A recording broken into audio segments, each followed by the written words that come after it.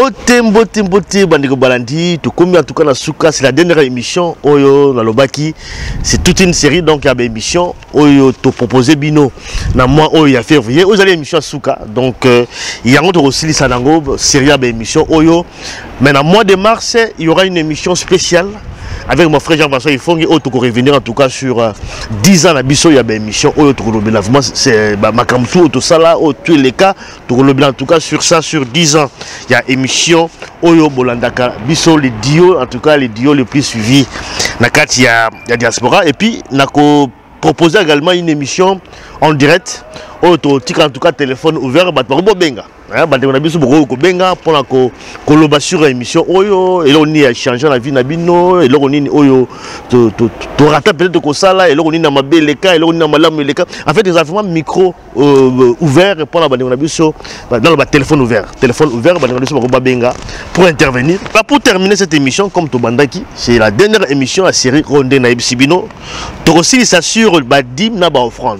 Tu vois, l'émission to bandaka nango, on a bandaka nango na mois de février, to le blaka temple de Dieu et dîme. Ah peut-être aussi ça toujours na dîme et offrande parce que les sujets ils ont divisé toujours dans Nzambe, ils ont toujours l'actualité, mais frère Jeff, il faut ngazongi la ngolo lisusu pour na ko beta c'était sur thème oyo sujet oyo ya dîme na ba offrande et bien il y a aussi ça ba série il y a émission oyo mbote na picho pacho na Norvège mbote da tout au bon ça la conférence dans cette émission merci en tout cas na ba oyo balandi en tout cas ba émission na biso auto proposer bino rétro bamsu balanda ngote bo découvrir ngo et puis bamsu pe balanda ngo mais ba bossa na peut-être bloc mususu ba zongi la ngo quand même moi muké c'est vraiment avec beaucoup de plaisir de proposer bino en tout cas ba émission oyo et bien botika la malamu bolanda en tout cas cette dernière émission. Rendez-vous dans le mois de mars pour une émission spéciale, mais aussi pour une émission, il y a téléphone ouvert.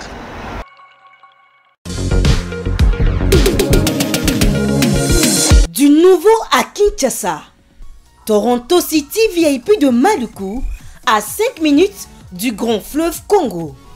Hommes d'affaires, femmes d'affaires, voulez-vous investir dans la vie de Kinshasa? Voici l'occasion à ne pas rater.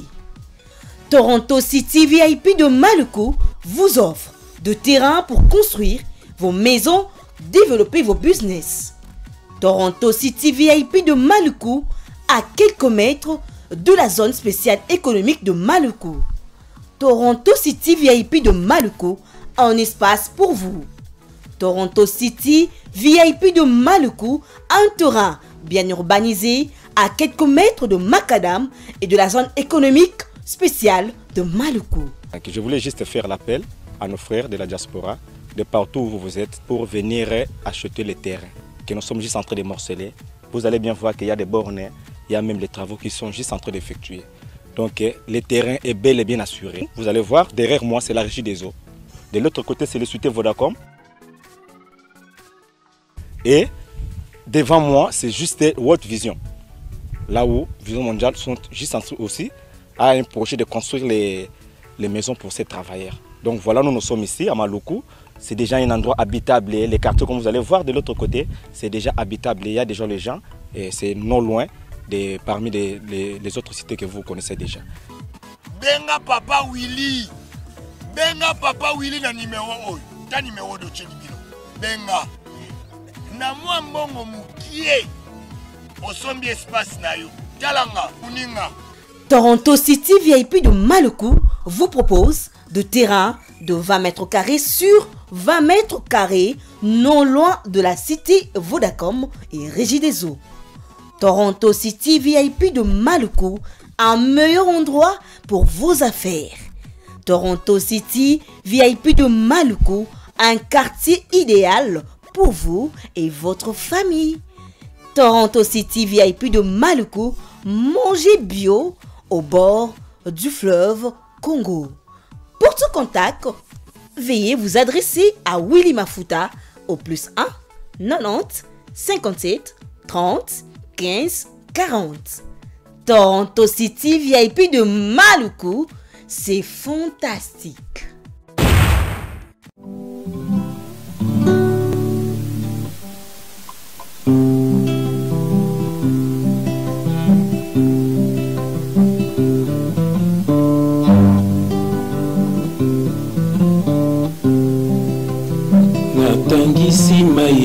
miso mangai pona kolela bampasi na ngai mokili epesi ngai mpe basusi toute vanité lelo nandimi kitoko ya bomwana esilaka nango koforce te yo kobima ridicule likambo nyonso ezalaka na suka nango mongongo ya nzambe eza kobenga yo yaka nzambe azobenga yo yaka na Yesu avant qu'il soit trop tard. Moto mokota kotikala na mokili oyo liwe ezali mpona moto nyonso mpona basusu c'est le début de leur bonheur mais pour les autres c'est le début de leur malheur bainoso batingami na système ya mokili oyo la vérité est que bokomona nzambe te tout m'est permis et tout n'est pas utile mais en Jésus et tu seras sauvé yaka Nzambe azobenga yo yaka na Yesu avant qu'il soit trop tard. Alléluia. Nzambe azobenga yo mbona nini ozoyoka te Nzambe azobenga yo mbona nini ozokipe te ntango liwa ekoya ndeko na ngai okose retrouver wapi ntango mabele komela yo ndeko na ngai bisika na yo ekozala wapi Nzambe azobenga yo mbona nini ozoyoka te Nzambe azobenga yo mbona nini ozokipe te ntango liwa ekoya ndeko na ngai okose retrouver wapi otango mabele komela yo ndeko na ngai bisika na yo ekozala wapi yaka na Yesu yaka na Yesu ndeko na ngai yaka na Yesu yaka na Yesu Alléluia ndeko na ngai on nous l'exaltant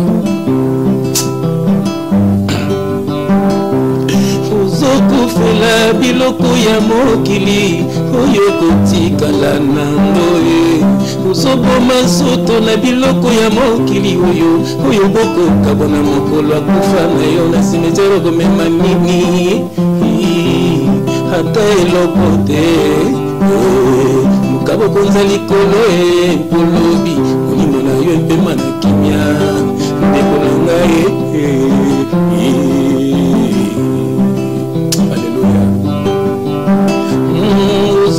fela biloko ya mokili oyo kotikala mama uzoboma nzoto na biloko ya mokili oyo bokoka bona mokolo akufa na yo na simetero komema nini ata eloko te lukabokonza likolo mpolobi molimo na yo embema na kimia ndeko na ngai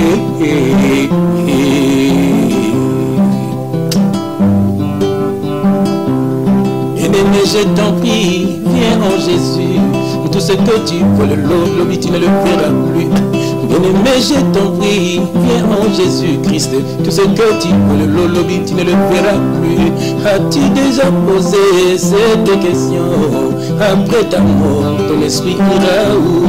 Tu t'es déjà posé cette question?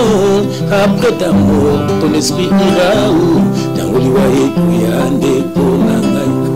Okose retrouver wapi ntango babele komela yo ndeko na ngai mbisika na yo ekozala wapi. Alléluia, Seigneur Jésus-Christ. Mkukutana piège ya Mungu na te atindi basakoli ya lokuta kukutana piège ya Mungu na te atindi basakoli ya lokuta mbango balingi kaka mbongo balingi kaka nsimwe bateaka lokuta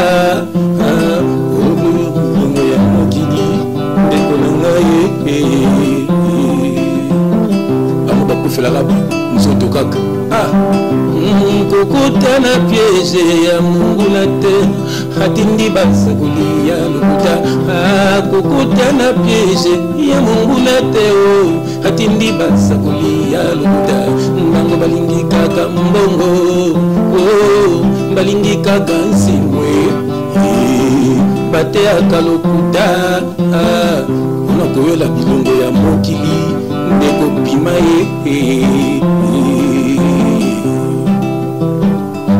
Alléluia. Oh Seigneur Jésus-Christ, merci. La grâce au salut, monsieur Akoye Bayo Papa.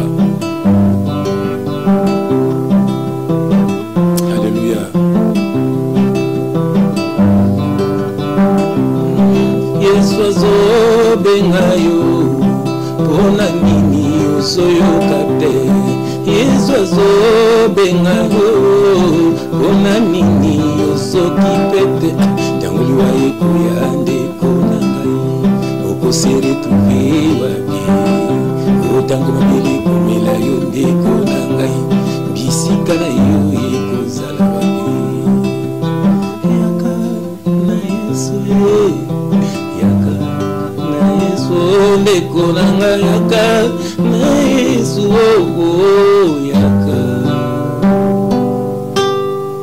na Yesu Bande ko balandi tuko komi na ngona biso tukutana na bino teto lubaka bande ko na biso baye avec frère Jean-François Ifonge ngone bele frère Jean-François bande ko na biso baye mbote na bino bande ko basipela to bomona na biso boy ba bengi ba mais qu'est-ce qui se passe frère tozo mona ba vidéo te mais biso to sala vidéo selon programme Nzambe mais to sala ngote po na loyenge non to sala parce que ça ba message za ko pesa moni na nzembo muso asika po na ba message kaka oyo nzembo mususu frère na ebité ngamo kuna ningani sika na fandi la inspiration yo soit na frère expliquer na bobu supposera tout na plusieurs fois à chaque fois ba bola émission nzembo asike bakisami inspiration na frère expliquer na biso ozoku fela biloko ya mokili oyo kotikala mama ye ozoboma nzoto na biloko ya mokili oyo boko kabwana mokolo akufa na yo na simetero komema nini hata eloko te lukabo konza likolo mpolobi molimo na yo mpema na kimia ndeko na ngai frère omuntu utala ba vanité de vanité alléluia omuntu utala ba psaume et ça Jésus que ça lui ce moment dans psaume et ça parlait que de lui mais ça veut dire que yema mtape sarabanze moyo omoni yo kaneti nzembo donc même nga moko so bisinga ko makonde na yibi kututi donc eza banzembo zali ebele musuzu ndani kutu to vanisa na ba papier donc pour mon que Dieu est tellement merveilleux, bon Zambé Lengi, il est au contrôle de toutes choses. C'est vrai, tout le temps, tout à l'heure, mais nous avons vraiment mouké, attends-moi 2 minutes, tout mouké, vraiment. Mais, bon, moukili, oh, nous sommes moukili, ils ont la tinate. Mais moukili, ils ont la bomengo. Tout le la bomengo, ndako, metuka, nyoswana. Mais tant qu'on a un baboy, n'a pas de oiseau dans la biso. C'est comme si. Tout ce qui parle de maman mobilité, tout ce qui vivre tout ce qui parle de maman mobilité, tout ce qui peut dans côté, nous côté moi on a lobby, on se base sur un système à mokili, bon on nous embêté. Pourquoi au monde à mokili oyo, soit talibé Seigneur Jésus-Christ en wayaki, tant à qui jeune à 40 jours, 40 minutes à désert, Satan a dit que proposer bon mokili, habitala. Fuka melangai yango moni mais ya aboyaki ayebisa yondo ko fuka melanga yango moni ke bible so benga biso toza ba Dieu biso nous sommes des petits dieux nous omoni parce que nous avons été créés à l'image de Dieu c'est pourquoi un petit Dieu ah oui je te compte dans ton mandé mission terre mais tout en vite fait zelana on ba te belo benga ba Dieu aussi à la mokili belé donc ça peut-être confusion à niveau en tant que bengi Dieu bon quelque part ba yo benga Dieu de Dieu azakaye moko mais biso tozali ba petit Dieu yemoka lobiango Psaume 82, Nathalie, verset 6, je lis au nom du Seigneur Jésus-Christ. J'avais dit, vous êtes des dieux. J'avais dit, vous êtes des dieux, vous êtes tous des fils du Très-Haut. Cependant, vous mourrez comme des hommes. Vous tomberez comme un prince quelconque. Voilà, tout ça, Dieu nous a créés à son image. Donc, on a image en Zambé. Pour Nzambe yango que Satan alingaka biso te pour biso toza image ya Nzambe mon jamais baba ki ba ange baza image ya Nzambe te omoni ba ange bazana ba kengela nzambe ba ange bazana ba kengela pe biso omoni alors yango moni ke ye wana ange déchu wana azaki azaka contre biso tilelo yango zotina ba serviteur na ye moni bazana musique bazana ba pona ko détruire biso toujours omoni alors yango moni ke biso tokoki jamais ko fukamela monguna omoni bandekolo solo bakoma ko la saba griffe parce que poni faut ba fukameli satan omoni parce que ndenge ba proposer ki Jésus Christ ndenge ba proposer biso na bana na ba camarade oh ya mika shimbo ça ngolo côté ah yone mona ba cité oh yone bona maman bimbate non mona mike tadoko ba camarade alors mon koni ni solo bakati na ye omoni yone no yibate ça ngolo côté ya to ke no yiba yone mona masanga bela nango elega nango omoni donc tant yo ko komi séduit lobio pe ko entraîner mutukuna alors écoute na liwati ata biso le lopo to koma na ko beta tipo ba kufa kala batu ya moni yobi na niveau lopo na fo côté kuna ya moni ki yobo to yango moni ke mais ce qui nzambe a salut grâce faut ngana olunga mbala mo na makata makambo wana. Voilà, et ça l'ithème la biso le loté, je pense que tu me regardes introduire quand nous allons l'émission la biso de ça frère Jean-François Ifongue. Mon frère thème la biso le loté aux ongles l'accord. Bah, offrande, dîme surtout dîme. Tout le monde la dîme et puis offrande également. Parce que les thèmes où il y a toujours à l'actualité. Thème nous avons divisé l'église et puis les babangombe belé boye puis basa ko kabla likula ba dîme. Ko zali anzambete. Ya mozo kabla bango. Tout la numéro à Londres, vidéo mon la naki en lobby vraiment la moni ba passer balé basa ko soana parce que bazali ko yoka na te pa. Ngapela la ndia on ba soanité, c'est que moko avec l'inspiration de Dieu, à quelque chose que dîme et ça m'a balukuta na bofrande. Alors moi que ça les passe, à quelque chose la muninga makambo, na bambo on est de on a porté na moi sinayo. J'ai suivi cela. Après il y a bengue pour à tout les mêmes. Yebisangai ezalaki wapi nana simaki mbongo ngo azangi pe répondre abakako kende ko démentir message pesa que mona seko des voleurs ngabna suna ibata muta bonga sina lobanga na bino papa lima yo yebi tozaramo presque tous les jours ngapo na Jésus Christ toko bunda bientôt na Paris bientôt parce que ezana moko pe boye soki Yohani soki Yohani église yoga église na ye moko ya Jésus comme un miracle sœur na biso Dieta Kabuya akeko dénoncer à la façon que c'est bambongo c'est normal les escroqueries au moins on a un reportage moko na TF1 bala senningi bakosara ba kitunga botia ba mongo ozomona bala sango na TV ozomona alors yango na monique il y a porté plainte on va descendre à Paris donc une délégation à Paris wana to à Paris wana to passer à porter plainte au Bible lobby gardez silence diffamation l'Éternel combattra pour vous ngata ba finga ngala na ko keno porter plainte tena keno bunza mutu pone bike yemo ga toucher mutu ba toucher raté donc moni yete maza mutu mukilo au moins le bas confirme bazo pour donner ma plainte c'est normal bon bato mukilo mais ce que moi nza ma porter plainte c'est kaza nzambe taza mukilo Jésus qui devant Pilate batuni yoza roi abi le biango Rome nous Rome n'est pas de ce monde au moins nous vivons dans ce monde mais nous ne sommes pas de ce monde biso moto za ba juge auto ça tozo juger bato ba tema mabe au moins ce que muto moi porter plainte c'est kaza nzambe te alors ngale c'est bino orebo potera ba deta kabuya na ba potera ba plainte ba frère na ba providence ba frère na ba tangi orebo potera ba porter ndenga parce que ngai moko nazo kita na Paris so ngona ba tout ba répondre nga ba na Paris wana donc nazo c'est bon ça dia jour wana parce que moi je serai là ngana rozala wana boko tela siko boko mona siko nani azabena serviteur de Dieu nani bena tamo na ba ange nani penza donc to tela ngwana oromona ba ko ba pelo moko to zana yope to ba lutuna bango yo na caméra yo to sake misona ils ont un problème. Ils ont un problème à Jésus-Christ. Pour un problème à Jésus-Christ, na Pierre, na ko catholique. Nous tout le monde, ils ont un problème à Jésus-Christ. Ils ont ça au niveau de la bande de badin. Yo wana na yoka soni, le bata sala ngate kabuya to nous côté yande, nous côté yande ba juge. Voilà, ça c'est à venir également parce que tout quand même la terme na biso. Dim na offrande frère le l'autre kolobela mais avant tout banda quand même tout la tout ça ba nzambe. Gloire à Dieu, gloire à Dieu. Gloire à Dieu.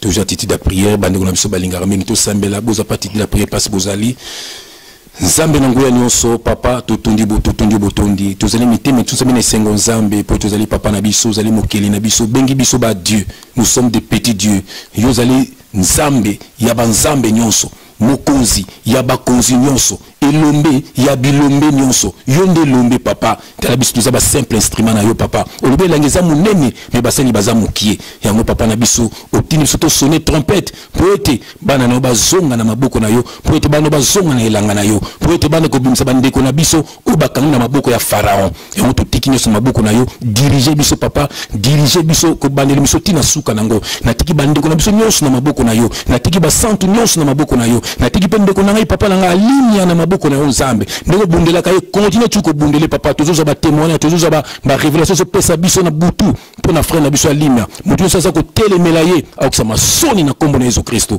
to so maboko no papa na kombo na Yesu Kristo oyo andima ki koia oyo andima ko tika kitina bokozi oyo andima ko betama oyo andima ko kufa oyo andima ko sekwa oyo andima ko mateli ko pe ko zonga kaka pona biso to tondi botondi to bongo. Merci Seigneur Jésus Christ, gloire et louange à toi Seigneur Jésus Christ. Amen. Amen. Tobeti maboko, tobeti maboko, tobeti maboko. Ndeko na bino aye. Ndeko na biso aye frère Jean-François. Il faut que c'est vrai que bazo benga plusieurs fois dans un message mais prochaine émission d'accord. Prochaine émission, c'est vrai que les autres vous allez des émissions moi moi tout coutani sur frère Jean-François il faut que tout sur la sous dim. Je vois que tout sur le bel déjà il y a moins longtemps mais comme il a toujours d'actualité, tout zongeli yango parce que mon il faut quand même qu'on un peu parce que tout bandimaka kate oyo lo baka bandimaka kate ya to songa quand même le makambo ya dim na offrande la fait peut-être question à liboso on va la retourner yo il y a d'abord une différence entre dim na offrande to bana noir. Alléluia. Tokotanga bible mbala moko pour tout sur la bible papa tozali awa na Deutéronome 12 voilà Deutéronome 12 on a verset 1, je vais lire au nom de notre Seigneur et Sauveur Jésus-Christ. Voici les lois et les ordonnances. Voici les lois et les ordonnances que vous observerez et que vous mettrez en pratique aussi longtemps que vous y vivrez dans ce pays dont l'Éternel, le Dieu de vos pères, vous donne la possession. Verset 6. C'est là que vous présenterez vos holocaustes, vos sacrifices, vos dîmes, vos prémices, vos offrandes, en accomplissement d'un vœu, vos offrandes volontaires et les premiers-nés de vos gros et de votre menu bétail. Donc, au moment les lois, on a l'ordonnance, nous avons offrande, nous avons dîmes, donc les lois, donc il y a une loi, un message de paix, c'est Moïse. Alléluia. Donc ça veut dire quoi? Badim, dim ezali quoi? Dim ezali 1/10. Omoni ezali eloko moko Zambe a instauré ki yango pour na peuple na ye. 1/10 nona ezali Jésus-Christ. Pour la peuple na ye. Pour na peuple na ye, non peuple définir peuple na ye, ça veut dire que biso tout bato. Non, pour na peuple bon Nzambe après ça qui postérité na Abraham, deux postérités. Peuple physique na peuple spirituel. Alors bien aimé bon landa message ou bien. Bolonga na maboko ya banguna. Toujours solo la nabino de la part du Seigneur. Tous a un intérêt mon côté, tous un intérêt à bon nabinoté, tous de sabino tous a besoin beaucoup de caméra te mari bo benga biso bo soutenir mais biso tous a besoin na nous boza la libérer en Jésus-Christ. Bolanda batwana te basé en Nzambete. Boka eloko nini to ko loba lelo. Bible bin Apocalypse, église, écoutez ce que l'Esprit dit aux églises. Écoutez ce que l'Esprit dit aux églises. Dans une église on est le peuple de Dieu. Bino ba peuple de Dieu boka nini molimo eza ko lobela bino lelo bolongwa na maboko ya ba loup ravisseur. Bien aimé Nzambe soki tozongi na commencement tokomona nani a Caïn Abel ba pesaki Nzambe offrande omoni Caïn a pesaki ndama bilanga nani Abel avait offrande en fait. C'est ça, ça représentait Jésus. Comme Abel a pesi agneau. Ça c'est Jésus. Moko nazomi et par ya éternel. Donc ça fait tout le niveau de définition il y a offrande. La dîme apparemment au milieu quand même qu'on clarifie sur la capacité. Voilà. Comment dîme on les a gagné, on a dîme les années 1/10. 1/10 il y a revenu dans Nzambe. 1/10 a ozana biloko ozana. Bon tout ça on attend loi na part ya Nzambe. Vraiment. Il y a pas Nzambe tango aponaki peuple naye, tango aponaki ba lévite. Pour passer na kati ya temple. Tango aponaki Moïse. moni siko apona ki tomba kota ki na kana eza na peuple moko bazala ki parti terrain ici d'expliquer comment mingi so peuple on nzamba apona ki bango basi l'héritage te basi na kata temple les lévites donc bango so nzamba loba ki boui par na ngai bo pesango na bango dîme moni bo pesango na bango et puis la dîme ça n'a jamais été de l'argent. Et ça va biloko oyo soko sala bilanga soko sala beaucoup la banyama na yo la nature ouais yango nza mazana besoin omoni siko bible ko ka iso biso ke zambe tango Jésus Christ yé omoni c'est ça qui dit Jésus Christ. D'accord, donc comme à niveau on peut à niveau à dîme là pour classifier sur offrande. Offrande des quoi? Je juste pas tout différencier dans dîme non offrande. Voilà. So offrande tous les alignes et ça c'est offrande des alignetti offrir était offrande des alignetti autant sur ba peuple bazakuya bazako pesa ba offrande na bango na ba lévite et ka biloko akulia. Yango toujours tanga awo. Voilà ça. Voilà. Ça un dixième, c'est-à-dire ozo mema ozo pesa. Voilà. Ndenge na yo mo. Voilà. C'est obligatoire. C'est obligatoire. Moi c'est obligatoire. Offrande est obligatoire. Offrande est yango monique la loi en tout cas la loi. C'est obligatoire. C'est obligatoire c'est là. C'est là tous que de malembe ceux qui tournent la psaume 147 bien bozo ba papier na bik bokumaka bozo boina bozo psaume 147 psaume 147 verset 19 psaume 147 verset 19 autant babi nini je le note Jésus-Christ il relève sa parole à Jacob ses lois ses lois et ses ordonnances à Israël. Il n'a pas agi de même pour toutes les nations. Est-ce que vous comprenez? Il n'a pas agi de même pour toutes les nations et elles ne connaissent point ses ordonnances. Loué l'Éternel. Donc, biso tolu ba ordonnance yote. Nous avons agi pour dans la nation yoso. Et c'est le cas pour le peuple Israël. Pourtant, on a besoin de maboka pharaon. Moni, n'a pas posé un exemple mogo. Tango Kabila le père, tango zongi na Kinshasa, tango zongi mboka. Pour la zongi sabatu na nzela, ce que bamoni maman moko lati pantalon ba ko beta yo. Donc c'est pour la ko éduquer peuple. Alors, tango yango moni nzambe apesa ki ba loi na ba ordonnance pour la ko éduquer peuple. Alors, frère, dans le lobby par rapport à la loi lobby donc on peut dire que la loi non soit Moïse, il va nous concerner qu'à peuple Israël, ça ne concernait pas Batumsous. Parce que la loi va niveau de limiter, ça va bébé la carte. Et ça il y a bango mais autant nous sommes 147 faisait. Alors bango abi à Israël, il n'a pas agi de même pour toutes les nations et elles ne connaissent point ses ordonnances. Ah mais ce que lingo to kota mozino zanini, eza coutume na bango. Eza ki coutume na bango. Et que ça ba msu tilo ba garder ba coutume. Yango po monaka o lelo batu mingi bandiko na biso bazo bunga manzela nzambe batika na ba coutume na biso. O biso ba mama kwilu, soki nini kwilu, no batika na ba coutume. Nzoka nde chaque mboka bazana ba coutume na bango. Oza ki coutume na bango. Yango ton Christ aye Messi, Messi ba boya ko limaka Messi aye batika na ba coutume na bango bazala ka Messi. Mais siko frère, to kaka na tango wana ba loi wana Moïse. Siko bato bazala ki ba pays na biso par exemple. Ba ba na loi nzambe te, ya iloko mo zala ki te.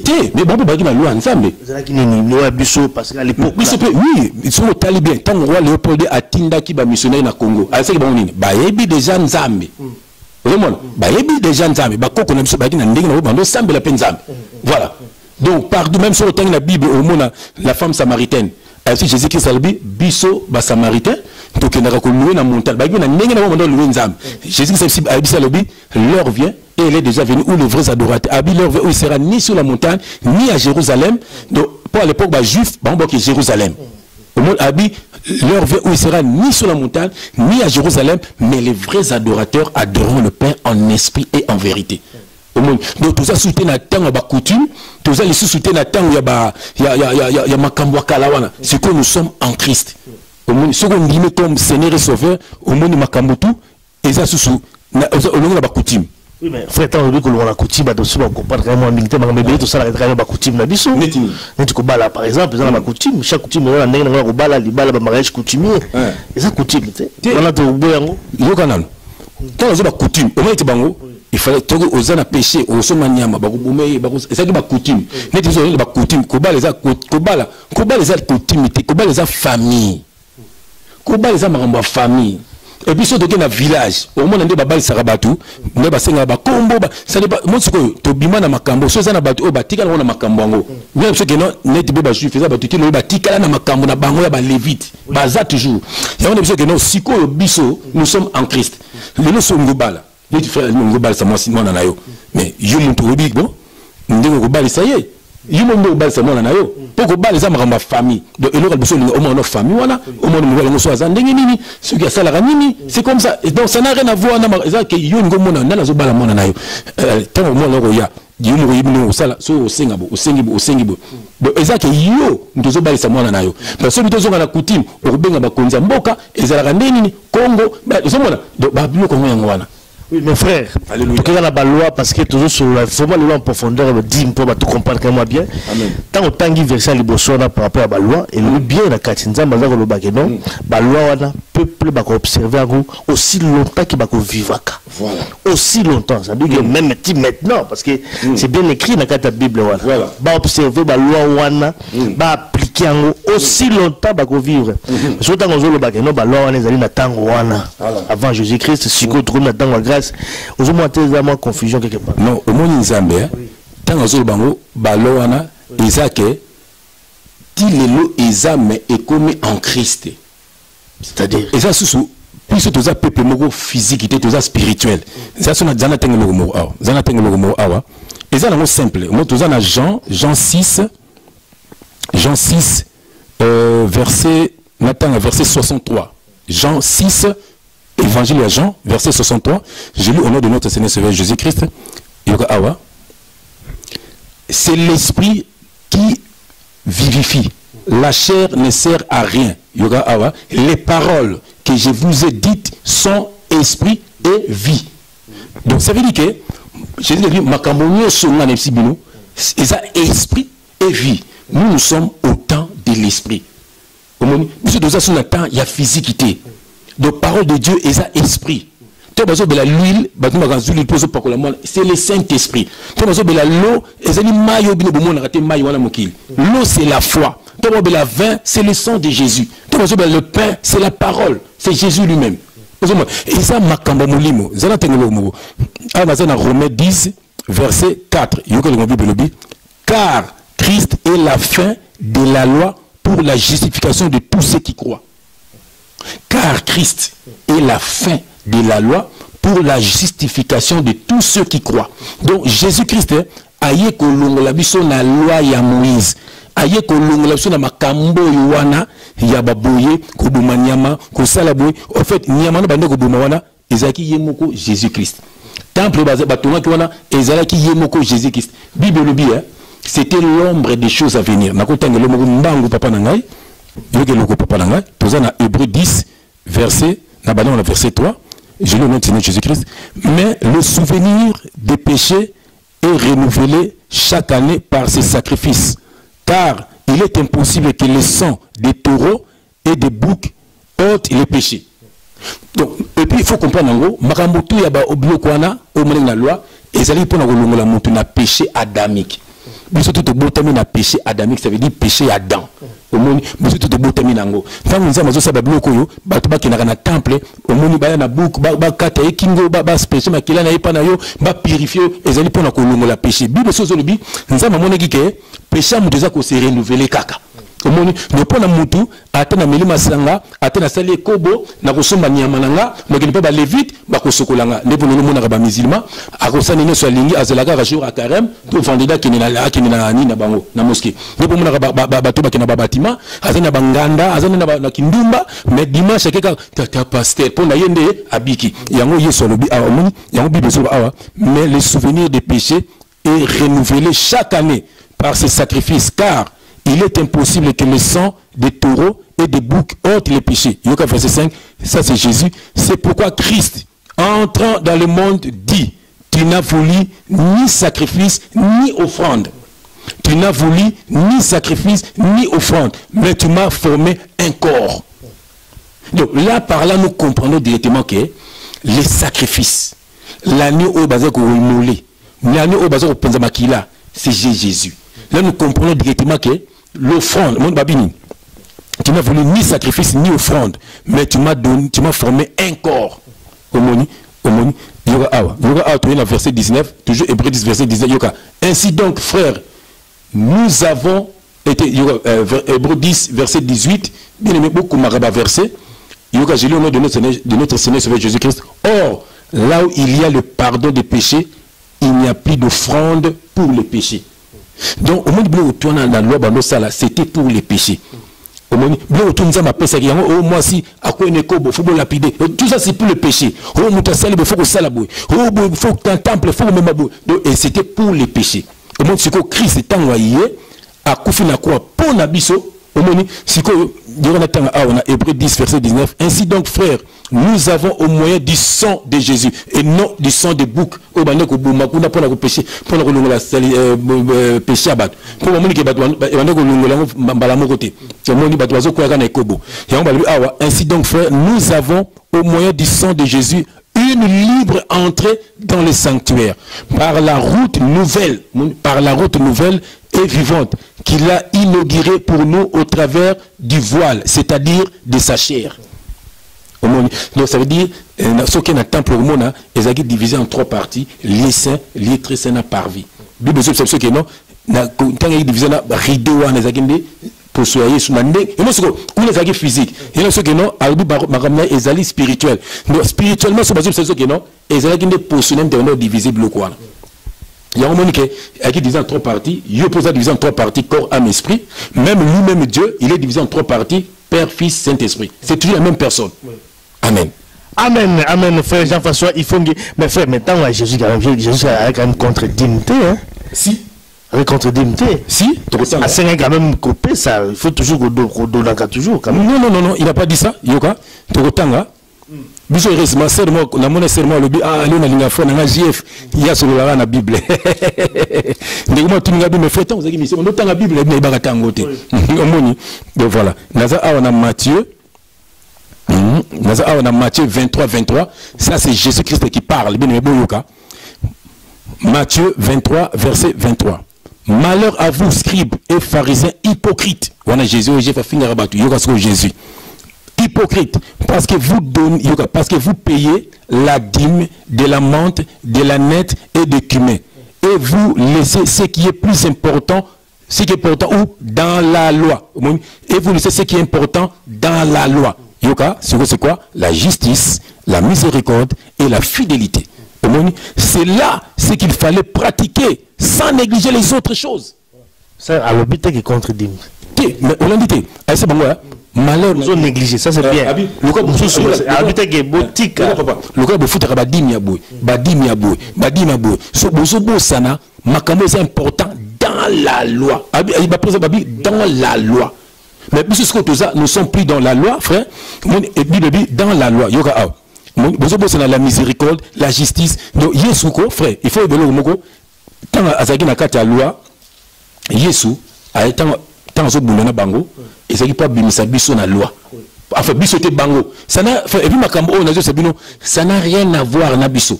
Biso peut to zalakate, tu sais qui peuple moko caché. Yo que loko oyo, to na Jean 1 verset 17. Je lis au nom de notre Seigneur Jésus-Christ. Car yo na balon na verset 15. Jean lui a rendu témoignage et c'est écrié, c'est lui dont j'ai dit, celui qui vient après moi m'a précédé car il était avant moi. Et nous avons tous reçu de sa plénitude et grâce sur grâce. Verset 17. Car la loi a été donnée par Moïse, la grâce et la vérité sont venues par Jésus-Christ.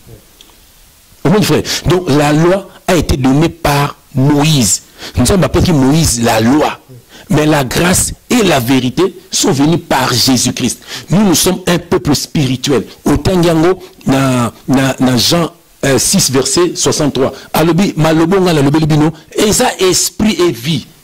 Mon frère, c'est simple parce que biso toza esprit et vie. Nangina keno na verset moko oyo bato na bakanga manango o bato bakosa bandeko na biso.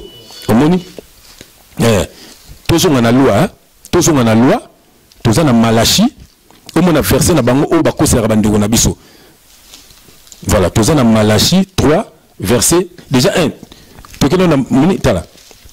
Pour comprendre parce qu'on va causer bandeko na biso yoka Toza na Malachie 1, verset 1. Balbinini, Babi, je lis au nom du Seigneur Jésus-Christ. Oracle, parole de l'Éternel à Israël par Malachie. Parole de l'Éternel à Israël par Malachie. Dieu a dit pour la nation, pour Israël, peuple physique. Voilà. Tu es Malachie 3, verset, de manière on a verset 8. Je lis au nom du Seigneur Jésus-Christ. Un homme trompe-t-il Dieu? Car vous me trompez. Et vous dites, en quoi t'avons-nous trompé? Dans les dîmes, il y aura bien. Donc ça veut dire, dîmes, et ça y est, le mogoté.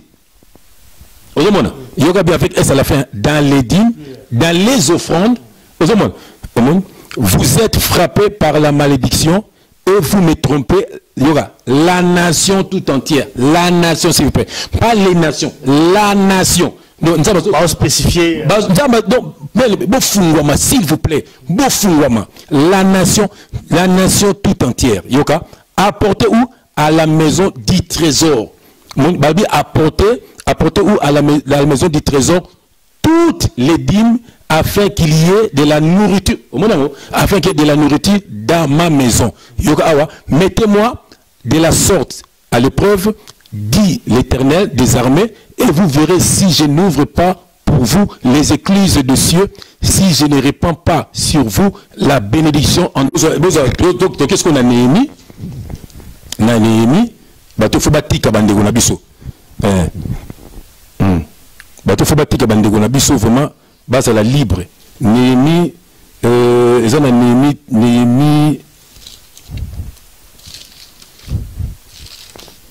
Néhémie 10, voilà, Néhémie 10, verset 35. Néhémie 10, verset 35, bien aimé, comment va verser, bien aimé, je lis au nom de notre Seigneur Sauveur Jésus-Christ. Nous résolûmes, pour au moins, bien aimé, ce qu'il y a Deutéronome 14, verset 22, Deutéronome 14, verset 22, qui était dans notre tinacé, il y avait 4 sortes de dîmes. Il y a Moutouye Mourekenoliango, il y a Mibalé, il y a Opesa, il y a Veuve Orphelin, il y a étranger, il y a Misatou, Opesa Lévite. Lévite, ce que Lévite, au temple. Ce n'est pas tous les Lévites qui sont sacrificateurs. Au monde frère, chaque 3 ans. Ce que le peuple, chaque 3 ans, nous résolûmes. Donc, nous sommes raisonnés, au monde, au lieu de 3 ans, on peut se Lévite chaque année. Yango, Tango, au peuple, Néhémie 10, verset 35, nous résolûmes d'apporter chaque année, au lieu de 3 ans, nous résolûmes, avec S, d'apporter chaque année à la maison de l'Éternel les prémices de notre sol,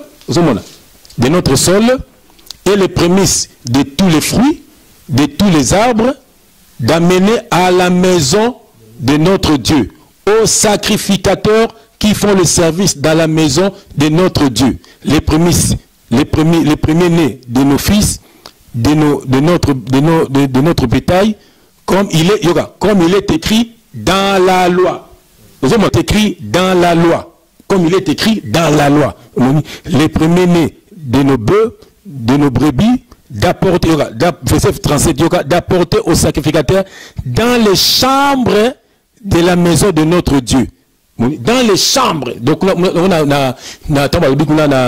la Malachie 3 dit la maison du trésor. Donc il y aura ce maison du trésor dans les chambres de la maison de notre Dieu. Les prémices de notre pâte, de nos offrandes, des fruits de tous les arbres, du mou et de l'huile, et de livrer la dîme de notre sol aux Lévites, qui doivent la prendre, de donner aux Lévites, qui doivent la prendre eux-mêmes dans toutes les villes situées sur les terres que nous cultivons. Il y aura verset 38. Les sacrificateurs fils d'Aaron sera avec les Lévites quand ils lèveront la dîme, et les Lévites apporteront la dîme de la dîme à la maison de notre Dieu dans les chambres de la maison du trésor. Dans les chambres de la maison du trésor. Donc, la maison du trésor, bien aimé, Ezali, Nakatia temple, et c'est la place Mogoni, provision, maison du trésor, dans les chambres.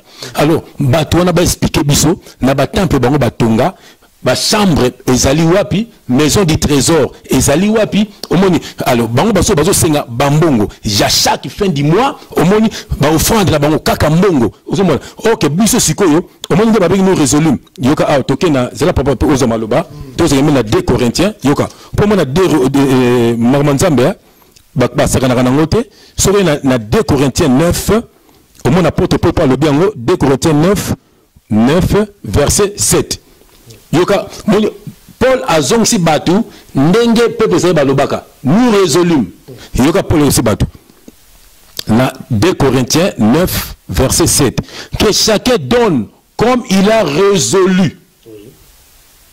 Bato baba ini baba bango père à 3 ans bango devait biso de raisonner venant bato de linga bango ne ba ça ba ça na biso to ba chaque année au moins et on porte pour la zone si pour Bible ko et c'est contradictoire frère abinina abi que chacun donne comme il a résolu en son cœur sans tristesse ni contrainte car Dieu aime celui qui donne avec joie. Voilà, c'est ça. Ça veut dire qu'il faut qu'on paie ça quand même. Non, il faut autant qu'il te frère, il y aura la bandeli.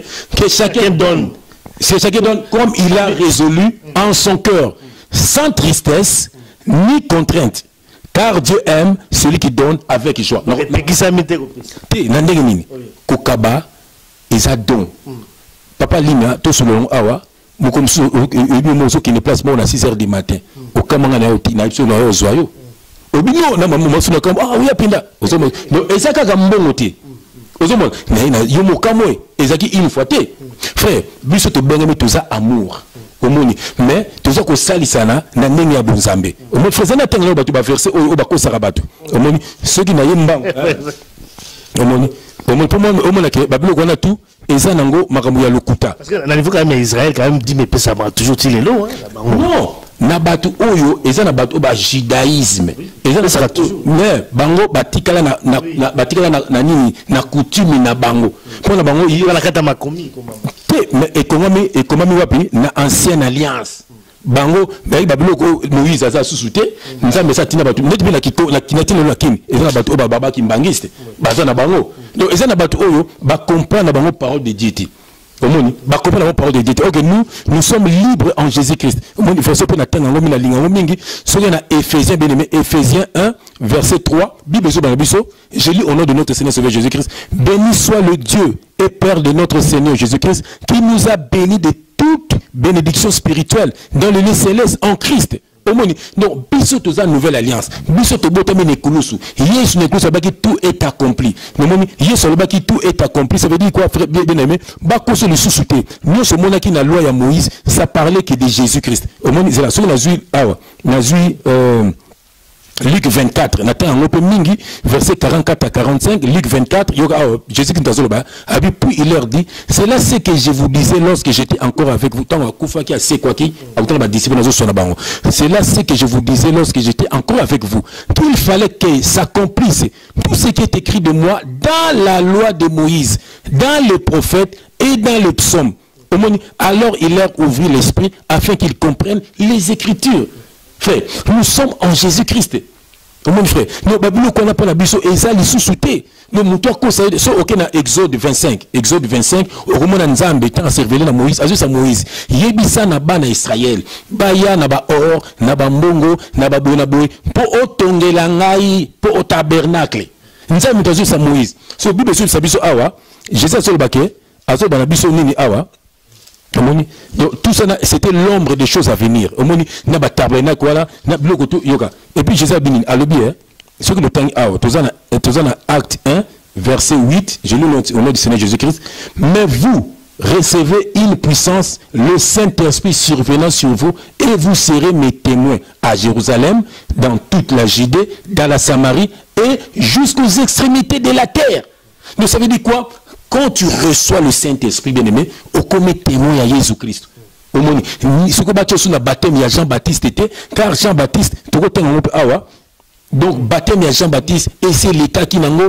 Et puis, dans la Bible, il y a un baptême de Moïse. Donc, baptême de Moïse. Tout ça qu'on a dit, nous sommes en Christ. mon frère, nous sommes après tout la question, nous avons 2 Corinthiens 3, verset 6. Je lis au nom de notre Seigneur Sauveur Jésus-Christ. Il nous a aussi rendu capables d'être ministres d'une nouvelle alliance. Non de la lettre, mais de l'esprit. Car la lettre tue, mais l'esprit vivifie. Bien, au monde oyo, Torah, quand vous allez là, nouvelle alliance, vous allez rater. Moïse a dit que na Torah ba rouleau. Vous voyez, oyo, ils allaient ba témoignage.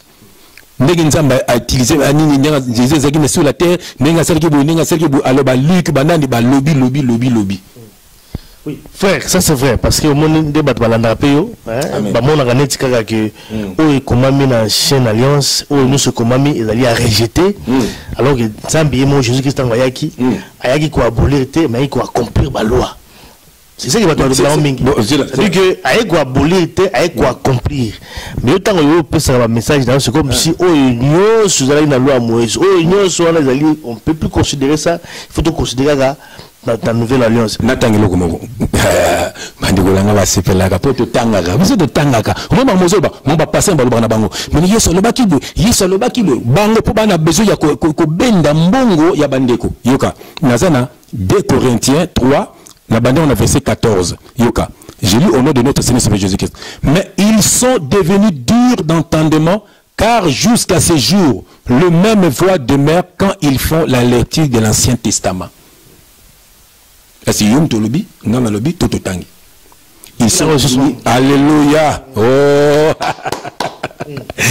Ils sont devenus durs d'entendement, car jusqu'à ce jour, le même voix demeure quand ils font la lecture de l'Ancien Testament. On a continué. Et ils ne s'élèvent pas parce que c'est en Christ qu'il disparaît. Pour continuer, jusqu'à ce jour, quand on lit Moïse, un voile est jeté sur leur cœur. Mais lorsque le cœur se convertisse au Seigneur, le voile est ôté. Yoka, verset 17. Or, le Seigneur, c'est l'Esprit. Et là où est l'Esprit du Seigneur, là où est la liberté. Nous tous, dont le visage découvert reflète la gloire du Seigneur, nous sommes transformés en la même image de gloire en gloire par l'Esprit du Seigneur. Donc jusqu'à présent, quand tu fais la lecture de l'Ancien Testament, aux en voile. Bible te le bien. Aux en voile. Donc il faut autant qu'il y a verset 2 Babinini, il nous a aussi rendu capable d'être ministre d'une nouvelle alliance. Et non de la lettre. Parce que la lettre tue. Au moins, bango bazana révélation de bataille. Balobinina. Et bango sozane niko, ceux qui apportent Paul, heureusement bakoma kité. Ce bakoma apporte Paul a théâtre pas qu'il toilette na airboy. Et nga comme doctrine bango. Midi na ke toilette Paul apporte Paul qu'il toilette. Donc bango sikoyo apporte Paul a keneki na mboka moko azaki nzala atindi batu naye ba boke na bandako to théâki. Ba pesa biso mabilo ko kolia. Frère, nandenga bien. Eza doctrine apporte biteke la batu bo sala rabongo té. Mais batu comme ça doctrine mon apôtre Paul a sengaki donner, donner vous sera donné et demander, non, demander à qui? À Dieu. Frère, ça c'est vrai, au monde, c'est vrai que minute est dans le frère, au monde a tout de ce coquille.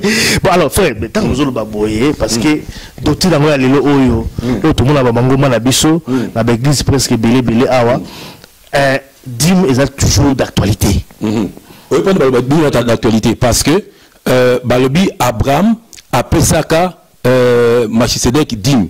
Mais est-ce que le pasteur a baillé la Bible? C'est ce que nous avons posé question. Non, c'est le lot. Ils ont contredire Bango, mais pas attendre la Bible. Le pasteur a baillé la Bible. Le pasteur a baillé des paroles. Mais le pasteur a besoin de révélation en parole. Baillé des paroles, mais pas révélation. Parole comme le diable. Moi, le diable, tant qu'il y a Ève, il y a Ève, est-ce qu'il est écrit? Même temps, il n'y a pas Jésus à tout nier. Est-ce qu'il est écrit? Donc ça veut dire quoi? Aïbi o ekomami, mais aïbi ma bomba miti. Parce que l'écriture est dans ma bomba mi. Au temps bakomi lipa, ok lia lipa. Mais nous kande c'est le corps de Jésus-Christ. Au moins ba pasteur toana, naza ko bango lelo. Ba oyo baza na ignorance. Nzamba bimisa bango, nzamba batela bango sa bango grâce ba bien. Mais ba ezana ba oyo baza kokosa. Baza ba miyibi baza kokosa. Au moins yango lelo pe na so lancer appel. nazo lancer appel mutu oyo ayebi maman est-ce que maman olangi me connaît la parole ngala tu na ba vendre atera bango kabandoki bazo ko sebino kabandoki bundaka na ba demo bandoki ngala bundaka na demo moko te ngala finga bango to o na finga bango o très haut donc ngai na vandi na awa frère Lima yaka to zala na ye na kinaka pas frère Lima yaka pa na ngatu kinaka na biso to zala na frère Lima donc ngai yo bakoka ngati bien-aimé parce que je suis en Christ bazo ko so planning o ba moni ba matia ko banga ba demo bandoki ke ba ko puma yo ke ba salaboy ozomona makama lukuta ba na nzaba ko vivre na peur toi qui as Jésus Christ ko vivre na peur o luto mondo te papa ozomona ko benga ba to ba papa ozomona bien-aimé dans le Seigneur nous sommes en Christ ba ko sa yo le susute yo kana tengelo mo frère pardon limisanga o moni Jésus Christ a été ko kufla biso na quoi oyo andimeli Yesu akomi libre tangango siko oyo andimeli Yesu te atiki na makambo wana Dieu va le frapper ba pasteur on a baza moko tuko kufa en avion aux États-Unis un démon nazo bango lelo ayemta ba castano wana au moins on ndeza ba na saki bino nzako kufa ki enfer na saki bino déjà et puis kalati nazo bango lelo na Congo moko zo kufa kalati et déjà na yebi déjà autant comme d'autres c'est mamikolo tout passe au moniko basa ko nyoko et puis nazo bango musicien moko ko bela liboma musicien moko ko bela liboma moni kaka kono pega chef le bakango te to tambola kaka tozola mukati ce qui lelo ce qui lobby ce qui après 2 ans so pas une année après tozola muka mutu moko sala ki vidéo moko boye na mboka moko le baki chef na boko mona bana wapi muto na Hollande je comme ça c'est en Hollande mais dis mon gars yoti omoko maboko ya mamba lukuta omoni si il y a peut-être abenganga na sembela benga te yemo ko mona makambo na ye ozomona bien aimé baza ko kosa bino bandeko na ngai bobima na loi ya Moïse n'est plus tokomela panika basenga la conséquence des années frère la conséquence la wapi sozo pesa dim na yo régulièrement okenda na mangomba osambela na yo ozo pesa dim na yo les conséquences des années ça tout en conséquence je lis on a dans Galates 3 na ballon na verset 10 car tous ceux qui s'attachent aux œuvres de la loi sont sous la malédiction. Car tout ce qui, parce que Jésus a l'ongole biso na loi, il a quoi accomplir. Mais voilà, Jésus a quoi accomplir. Donc a quoi kokisa. Parce que il y a autant dans Luc 24 verset 40 à 45. Alors verset 44 à 45. Luc 24. Alors nous sommes dans la loi de Moïse. Nous sommes dans le prophète. Ça parlait que de moi. Donc tant qu'on a dit que non, avec quoi accomplir. Donc ça veut dire que hier aussi Jean-Baptiste qui voici l'agneau de Dieu qui ôte les péchés du monde. Au monde agneau obane ko imole kuna ko kata agneau pour na péché ba. Abi hier aussi ko. Résultat na ngo ngota bande ba ko mokoma. Telanga yuti bakala telanga lelo. Ça veut dire quoi? Celui qui est lié comme ton Seigneur et Sauveur, bien aimé, tu seras transformé au comme un moutoumoussous.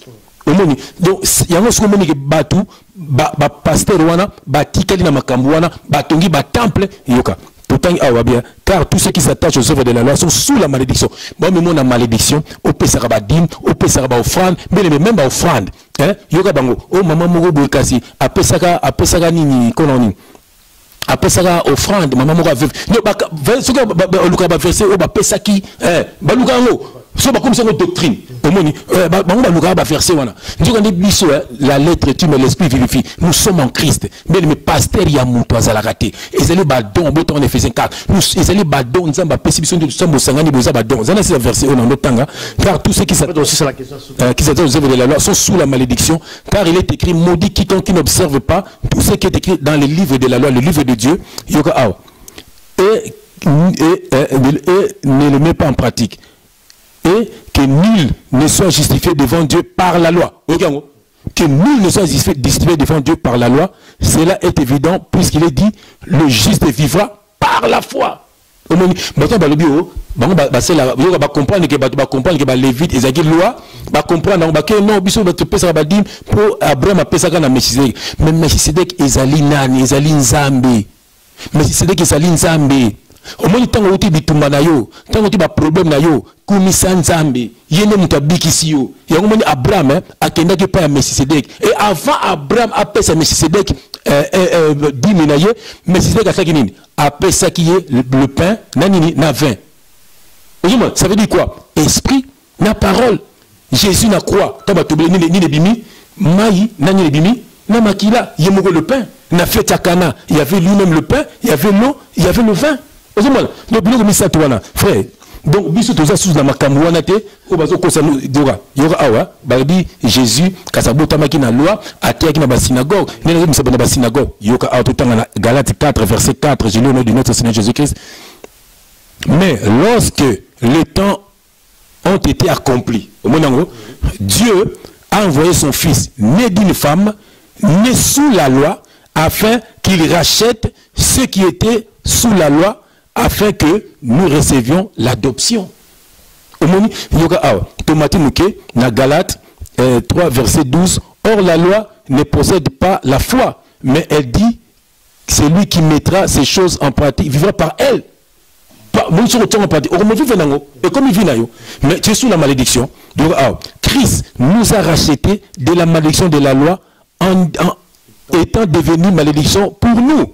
Car il est écrit, maudit est quiconque est pendu au bois, afin que la bénédiction d'Abraham ait pour nous, les païens, son accomplissement en Jésus-Christ. Et que nous recevions par la foi l'esprit qui avait été promis. Donc, Abraham a pensé qu'il dit, mais Abraham a pensé qu'il y a une fois. Et ça dit que Abraham a dit que Bela, ça dit que Bela, mais tant on dit guerre, aïe, à Kanisi Nzambe, à côté de M. Sédek, à Pessier, puis M. Sédek, enfin, M. Sédek, Pessier parole. Il y a un moment qui Jésus s'absous Awa, Moni, Abazou s'absous Awa. Moni, Bazou s'absous Awa. Ouais, au Pessier, on passe depuis aussi ça. Amen. Débordé comme on attend. C'est là, papa Nangai. Amen. Donc, Colossiens 2, verset 16, que personne donc ne vous juge au sujet de manger ou de boire, ou au sujet d'une fête, d'une nouvelle lune, ou de sabbat. C'était l'ombre des choses à venir, mais le corps est en Christ. Bien aimé, le corps est en Christ. Nous sommes en Christ. Voilà. Dîme offrande, dîme zako babangomba, ba dîme boyebi, babangomba zako panda na likolo ya dîme, bazoka na tema ngambo ya mbongo. Alors frère, peut-être pour la ossilisa, nga to résumer ka moi muke, ozako loba awa dîme ezala ki pona bisu nyo sauté, ezala ki pona peuple israélien. Amen, amen. Tout confinement, donc même si on va passer un peu par le Senga, c'est-à-dire que Bazana Kobunga, ils ont vraiment coûté Yangote. Ils ont Yangote, Hébreu 8, verset 13, en disant, je lis au nom du Seigneur Jésus-Christ, en disant, une alliance nouvelle, il a déclaré l'ancienne, la première, pardon. Au nom de Jésus-Christ, je lis, en disant, une alliance nouvelle, il a déclaré ancienne la première. Voilà. Or, ce qui est ancien, ce qui a vieilli, est près de disparaître. Au moins, frère. Au moins, est-ce que vous comprenez? Donc, ce qui est ancien est près de disparaître. Nous sommes tous sous la makambo. On attend, Hébreu 13, verset 14. J'ai lu au nom de notre Seigneur Jésus-Christ. Car nous n'avons point ici-bas des cités permanentes, mais nous recherchons celle qui a venir. Bimana temple na bango, bimana ba cité Bethel, bimana ba amen, bimana ba église à Sion, bimana biloko wana baza nzambete.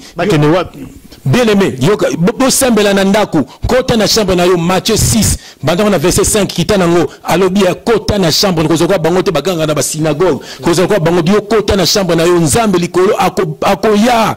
Yoka Noni, Hébreu 13 toujours, verset 13, verset 15. Yoka. Par lui, donc par Jésus-Christ, offrons sans cesse à Dieu un sacrifice de louange, c'est-à-dire les fruits des lèvres qui confessent son nom. Yoka, verset 16. N'oubliez pas la bienveillance, la libéralité, car c'est à de tels sacrifices que Dieu prend plaisir. Kubo sanite ko sunga baninga. Kubo bien aimé.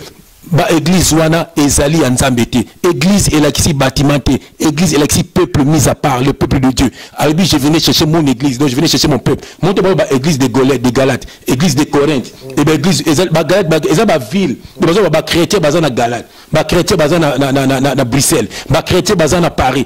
Yango wana Paul a noté na bango ba lettre. Bien aimé, bo fuwama église yoka pour papa comme ngonga suka parce que tout l'équipe déjà ba minute na biso nyonso parce que au moment tout déborde à péter comme vraiment la suka frère quand on peut-être la message à suka pas aussi ça vraiment émission na biso par rapport à 10 mots to lobeli lelo je crois que autangi yango ba verset parce que tous ongi yango le sous de bandeli je crois que ba landi biso ba comprendre encore un tout petit peu pas aussi ça vraiment frère tout aussi ça vraiment awa bien aimé le Seigneur nous sommes libres en Jésus-Christ nazana Jean bien aimé yokeloko Jésus biso awa nazana Jean Bible na Jean 3 hein Jean 3 na Jean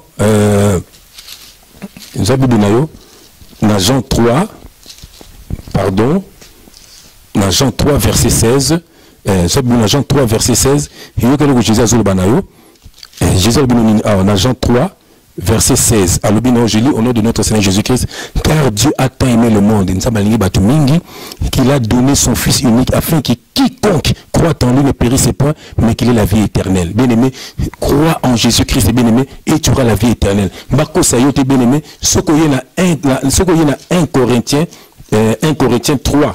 Bien-aimé, ce qu'il y a 1 Corinthiens 3, verset c'est belé à bien-aimé, ce qu'il y a 1 Corinthiens 3 verset 16 ne savez-vous pas que vous êtes le temple de Dieu et que l'Esprit de Dieu habite en vous? Si quelqu'un détruit le temple de Dieu, Dieu le détruira, car le temple de Dieu est saint et c'est ce que vous êtes. Nous avons un temple naïe, yo tambola selon la parole naïe, yo ko tambola sous na masumu te bien-aimé, nous avons lingio mingi. Omoni na 2 Corinthiens 5 verset 17, Bible si quelqu'un est en Christ, il est une nouvelle création. Les choses anciennes sont passées. Voici toutes choses sont devenues nouvelles. Nous avons besoin de mbongo na yote. Nous avons besoin de bien na yote. Nous avons besoin de yo. Pourtant, oya kana mokili oyo bolumbu, okozonga na mokili oyo e maboko pamba bien aimé le Seigneur. Moli monende lukelango esika epema. Bien aimé ceux qui kokaba, zala muta kokaba. Kabela no mutu, nzamba lobiko, mutu akabela kabatu ya lingaraye. C'est tout. Mais mutu imposé yote, ngai papa na yo, papa ya mutu azala rate, tozana papa papa Lima,